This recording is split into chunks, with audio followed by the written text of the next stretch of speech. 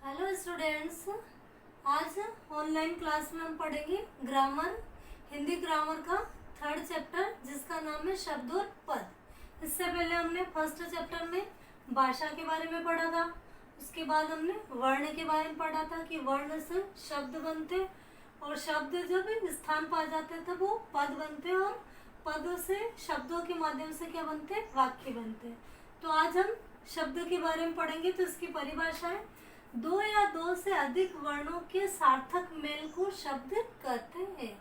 जैसे कि क प्लस ल तो क्या बन गया कल, आ प्लस ज तो क्या बन गया आज, म प्लस न तो क्या बन गया मन। तो शब्द की डेफिनेशन वापस से रिपीट करना है। दो या दो से अधिक वर्णों के सार्थक मेल को क्या कहते हैं, शब्द कहते हैं। शब्द के भेद चार है। सबसे फर्स्ट है अर्थ के आधार पर, सेकंड है प्रयोग के आधार पर, थर्ड है व्युत्पत्ति के आधार पर और फोर्थ है उत्पत्ति के आधार पर। अर्थ के आधार पर दो प्रकार के शब्द होते हैं, एक तो सार्थक शब्द और एक निरर्थक शब्द। प्रयोग के आधार पर भी दो प्रकार के शब्द होते हैं, एक तो विकारी शब्द और एक अविकारी शब्द। व्युत्पत्ति के आधार पर या इन्हें रचना के आधार पर भी बोल सकते हैं।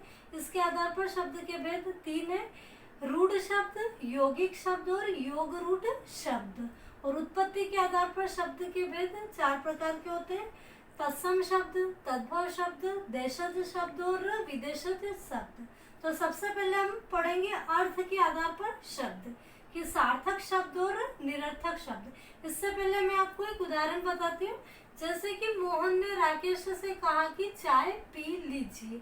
तब राकेश ने मोहन से कहा कि मैं चाय वाय नहीं पीता हूँ, मुझे तो मिठाई विठाई चाहिए। तो यहाँ चाय का तो मतलब निकल रहा है लेकिन वाय का कोई मतलब नहीं निकल रहा है। मिठाई का तो मतलब निकल रहा है लेकिन मिठाई का कोई मतलब नहीं निकल रहा।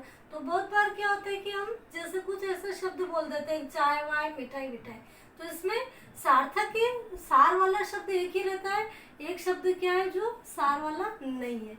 तो फर्स्ट क्या पढ़ेंगे हम, सार्थक शब्द, और सेकंड क्या है, निरर्थक शब्द। तो सार्थक शब्द किसे कहते हैं, जिन शब्दों का कोई अर्थ होता है उन्हें सार्थक शब्द कहते हैं।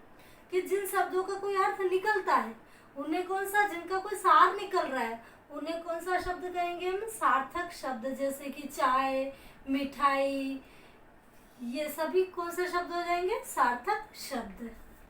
सेकंड आएगा अपना निरर्थक शब्द कि जिन शब्दों का कोई अर्थ नहीं होता है उन्हें निरर्थक शब्द कहते हैं। जैसे कि फर्स्ट उदाहरण में मैंने बताया था आपको कि चाय वाय, तो वाय का कोई अर्थ नहीं निकल रहा है। मिठाई विठाई, तो विठाई का कोई अर्थ नहीं निकल रहा है। तो ये कौन सा होगा, निरर्थक, जिनका कोई मीनिंग नहीं है, जिनका कोई अर्थ नहीं बन रहा है। लेकिन बहुत बार हम क्या करते हैं कि ऐसे शब्द युग्म जोड़ने के कारण इनको बोल लेते हैं कि चाय वाय पियेंगे या मिठाई विठाई खाएंगे, ऐसा कुछ। फिर सेकंड आएगा आपका प्रयोग के आधार पर शब्द। प्रयोग के आधार पर शब्द के भेद दो है, विकारी शब्द और अविकारी शब्द। तो फर्स्ट अपन क्या पढ़ेंगे, विकारी शब्द। विकारी शब्द की परिभाषा, लिंग, वचन या काल के कारण जिन शब्दों के रूप में परिवर्तन होता है उन्हें कौन सा शब्द कहते हैं, विकारी शब्द कहते हैं। वापस से इसकी डेफिनेशन देखो कि जिन शब्दों का लिंग, वचन, काल बदलने के कारण रूप में परिवर्तन होता है उन्हें कौन से शब्द कहते हैं, विकारी शब्द कहते हैं। जैसे कि जिन शब्दों को एक वचन से बहुवचन बनाया जा सकता है वे भी कौन से शब्द कहलाते हैं, विकारी शब्द कहलाते हैं। जैसे नदी का नदियाँ, किताब का किताबें, लड़का लड़की। तो इनमें वचन के कारण इनमें क्या हो रहा है, परिवर्तन हो रहा है। जैसे कि नदी एक है और बहुत सारी नदी होगी तो क्या बोलेंगे, नदियाँ। किताब एक है और बहुत सारी किताबें होगी तो क्या बोलेंगे, किताबें। तो इसमें क्या हो रहा है, वचन के कारण इसमें परिवर्तन हो रहा है। तो इसलिए ये कौन से शब्द कहलाएंगे, विकारी शब्द। अब इसके भी चार भेद है विकारी शब्द के, संज्ञा, सर्वनाम, क्रिया और विशेषण।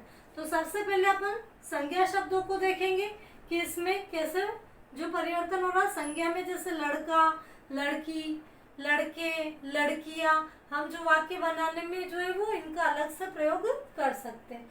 फिर नेक्स्ट है सर्वनाम शब्दों में सर्वनाम वह, तुम, मैं, हम, उसे, तो ये सर्वनाम शब्दों में हो जाएंगे। फिर विशेषण शब्दों में अच्छा, अच्छी, अच्छे, जैसे कि मोहन अच्छा लड़का है, तो रीता क्या है, अच्छी लड़की है। वह अच्छा गाना गाता है, तो वह जो है वो अच्छा गाना गाती है। तो इस प्रकार से। फिर आपका नेक्स्ट आ जाएगा विशेषण शब्दों में।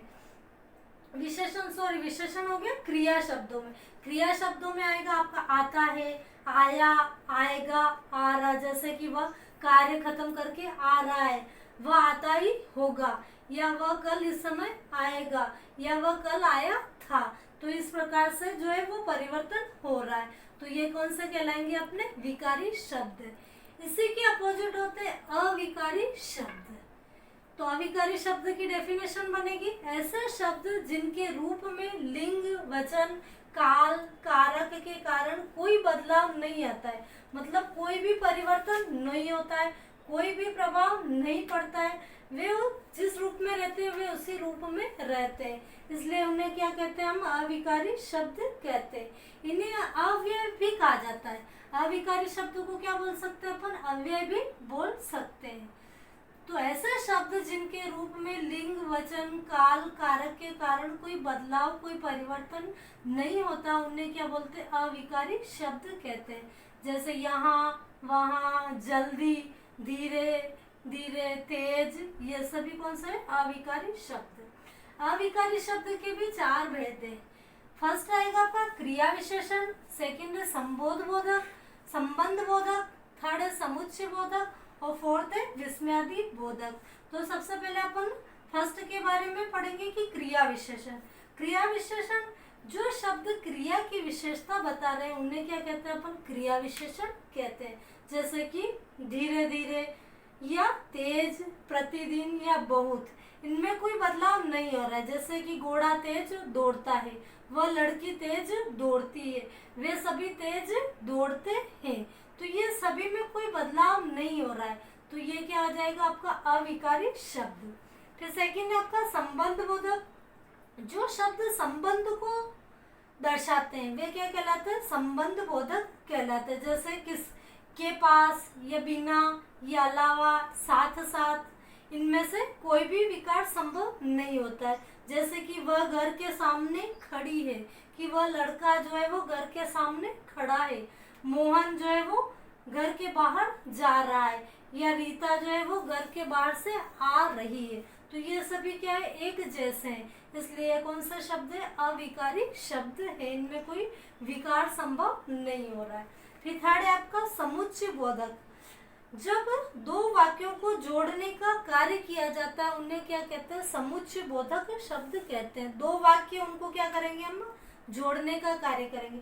जैसे इसमें क्या क्या उदाहरण हो जाएंगे, किंतु, परंतु, और, बल्कि, इसलिए। जैसे राम और श्याम, तो राम और श्याम को जोड़ दिया। सीता और गीता, तो सीता और गीता को जोड़ दिया। राम आया, महेश चला गया, इनमें कोई बदलाव नहीं हो रहा है, तो ये क्या हो जाएंगे, आपके अविकारी शब्द हो जाए। जोड़ तो रहे हैं लेकिन इनमें परिवर्तन नहीं हो रहा है। फिर लास्ट आएगा आपका विस्मयादि बोधक।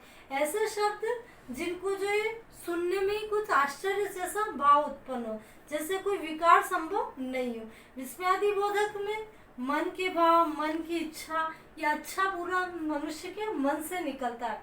वाह, रमा ने क्या अच्छा काम किया है, कोई अच्छा काम करता है तो हम उसमें बोलते हैं। जैसे शाबाश, तुम बहुत अच्छे हो, शाबाश, तुमने बहुत अच्छा गाना गाया, ये कैसा दृश्य है, अरे वाह कितना सुंदर दृश्य है, तो ये क्या आ जाएंगे, अपने विस्मयादि बोधक शब्द हो जाएंगे। इनमें कोई विकार नहीं हो रहा है, संभव नहीं हो रहा है, इसलिए इन्हें कौन से शब्द कहेंगे, अपन अविकारी शब्द कहेंगे। तो नेक्स्ट जो दो भेद है वो अपन नेक्स्ट वीडियो में पढ़ेंगे।